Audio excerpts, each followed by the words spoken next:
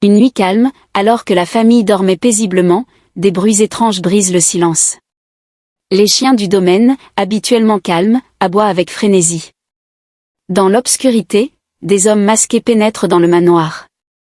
Ce ne sont pas des visiteurs ordinaires, mais des voleurs armés jusqu'aux dents, venus piller le trésor caché du milliardaire. Le fracas des meubles retournés et les cris des domestiques réveillent Amara en sursaut. Terrifiée, elle se cache sous son lit, son cœur battant comme un tambour lors d'un festival.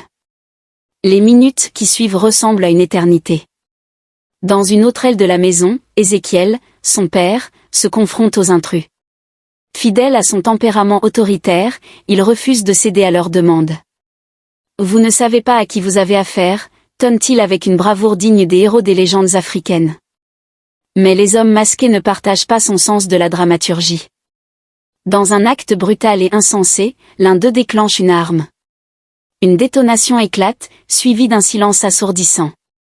Ézéchiel Obiora, le géant des affaires, s'effondre. Amara, toujours cachée, entend ce bruit fatal. Elle sent que son monde bascule. Quelques minutes plus tard, les hommes repartent avec tout ce qu'ils peuvent emporter, bijoux, documents bancaires, argent liquide. La fortune d'Ézéchiel Obiora disparaît en une nuit, comme l'eau d'une calebasse trouée. Quand le calme revient, Amara sort de sa cachette, tremblante. Elle trouve son père étendu sur le sol. Ses yeux sont fermés, son souffle absent.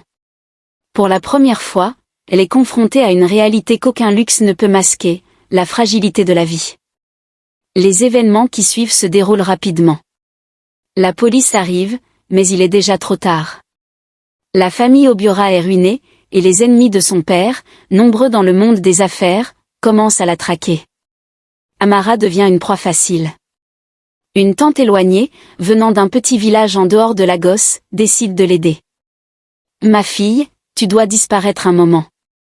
Ta vie ici est en danger.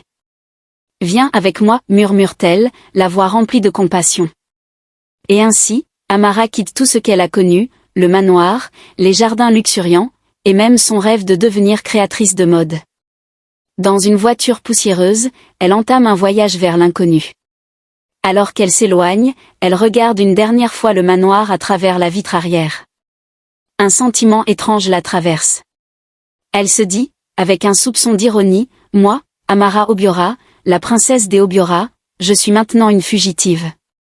Qui aurait cru que ma vie ressemblerait à un film Nollywood ? » Si vous êtes nouveau sur cette chaîne, nous vous souhaitons la bienvenue. N'oubliez pas d'activer la cloche de notification et de vous abonner à la chaîne pour ne rien rater de nos